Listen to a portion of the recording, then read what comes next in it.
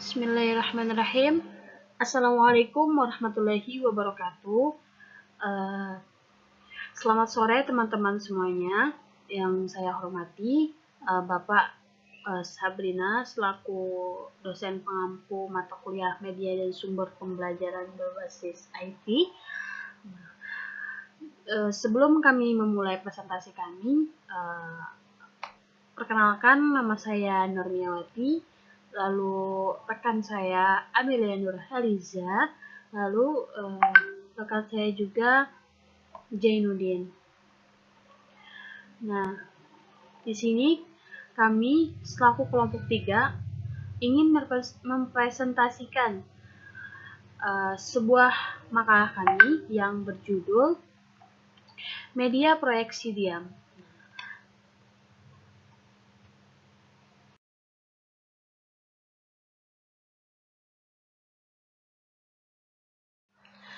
Media proyeksi diam adalah media visual yang diproyeksikan di mana hasil proyeksinya itu tidak bergerak atau memiliki sedikit unsur gerakan. Nah, media proyeksi diam itu terbagi menjadi 4. Yang pertama, OHP dan OHT.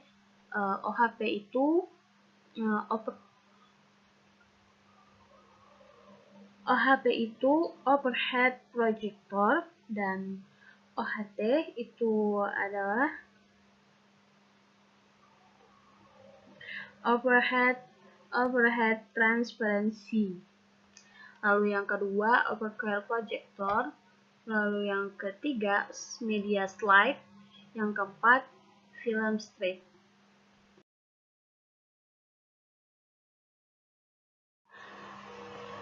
OHP dan OHT. Yang pertama, OHP, overhead projector.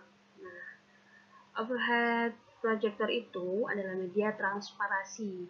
Nah, media transparasi itu adalah media visual proyeksi yang dibuat di atas bahan transparan yang digunakan oleh para guru untuk memvisualisasikan konsep, proses, fakta, statistik, kerangka outline, atau ringkasan kelompok kecil atau besar. Nah, overhead projector dapat diartikan sebagai proyektor yang digunakan untuk memproyeksi objek diam yang tembus cahaya, itu transparan. Lalu bagian-bagian overhead projector dapat kita lihat di slide berikutnya. Nah, di sini kita bisa lihat gambar yang di sini gambar ilustrasi ya.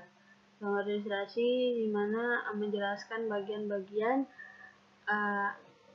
overhead projector.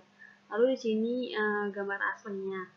Kita lihat sendiri bagian-bagiannya itu ada kotak bawah, lalu ada kaca landasan, lensa Fresnel, lalu lampu, lalu ada reflektor, ada tombol, ada pendingin lampu, lalu kotak atas atau kepala, lalu lensa cermin, batang penyangga, lalu pengatur fokus. Gitu. Nah, selanjutnya ini kita membahas tentang overhead transparency. Overhead transparency ini adalah media visual yang diproyeksikan melalui alat yang disebut dengan OHP. Nah, OHT di sini disebut dengan transparansi. Transparansi itu adalah lembar bening atau plastik tembus pandang yang berisi pesan atau penjelasan.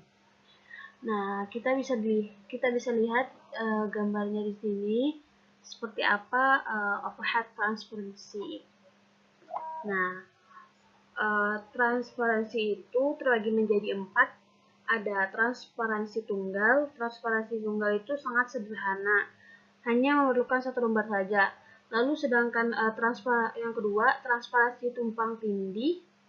Nah, Biasanya transparansi tumpang tindih ini digunakan untuk mempresentasikan suatu proses, suatu prosedur di mana memerlukan beberapa lembar atau beberapa gambar yang transparan. Lalu yang ketiga, transparansi bentuk buka tutup. Nah, transparansi dalam bentuk ini itu terdiri dari beberapa bagian. Lalu yang keempat, transparansi bentuk billboarding. Nah, transparansi ini seperti bentuk OHT tunggal. Hanya saja transparansi ini dilapisi dengan transparansi yang berwarna.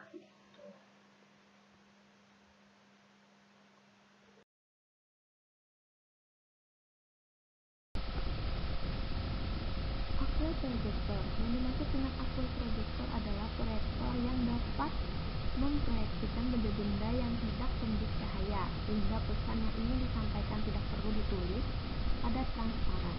Jadi, dapat langsung diproyeksikan, misalnya foto, gambar, tulisan, bahkan benda-benda yang berukuran kecil dapat diproyeksikan. Sedangkan manfaatnya adalah yang pertama, pesan dapat diproyeksikan langsung tanpa ditulis pada transparan, sehingga menghemat waktu dan tenaga. Yang kedua, dapat digunakan untuk semua mata pelajaran. Yang ketiga, hasil dapat dinikmati oleh sekelompok siswa. Adapun kelemahan aqua projector adalah yang pertama, harus menggunakan ruangan gelap sehingga siswa tidak dapat menulis pada bagian-bagian yang penting. Yang kedua, memerlukan seseorang editor.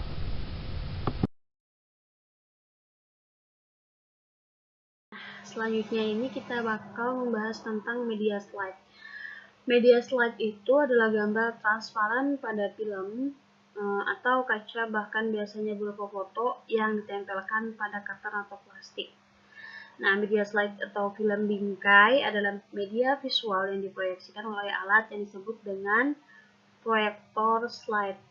Slide atau bingkai film terbuat dari film positif yang kemudian diberi bingkai yang terbuat dari karton atau plastik. Film positif yang biasanya digunakan untuk film slide itu film positif yang ukuran 35 mm dengan ukuran bingkai 2x2 inci. Setelah program slide biasanya terdiri dari beberapa bingkai yang banyaknya tergantung pada bahan atau materi yang akan disampaikan. Kelebihan media slide ini membantu menimbulkan pengertian dan ingatan yang kuat. Nah, lalu karena dia itu sudah dipadukan dengan unsur suara. Lalu yang kedua, merangsang minat siswa dengan warna dan gambar yang konkret. Lalu media slide programnya mudah direvisi sesuai dengan kebutuhan karena filmnya terpisah-pisah. Kemudian medianya mudah karena ukurannya yang kecil. Lalu kelemahan media slide ini memerlukan penggelapan ruang untuk proyeksinya, lalu pembuatannya memerlukan waktu, memerlukan biaya juga, dan hanya dapat menyajikan gambar yang dia.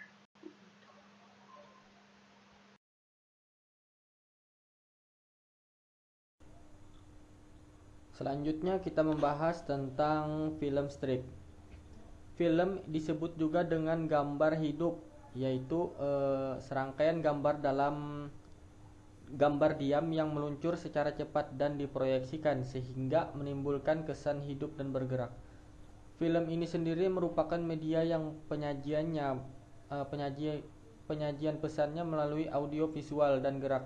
Oleh karena itu, film memberikan kesan yang impresif bagi pemirsanya. Ada beberapa jenis film, yaitu diantaranya film bisu, film bersuara, dan film gelang yang ujungnya saling bersambungan dan proyeksinya tidak memerlukan penggelapan ruangan.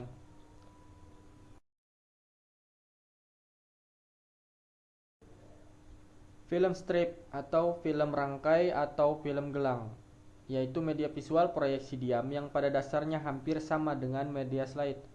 Hanya saja film strip ini terdiri atas beberapa film yang merupakan satu kesatuan, yang dimana ujung yang satu dengan ujung yang lain yaitu bersatu. Jumlah frame atau gambar dari satu film strip ini ada ada yang berjumlah 50 buah dan ada pula yang berjumlah 75 buah dengan panjang 100 sampai dengan 130 cm.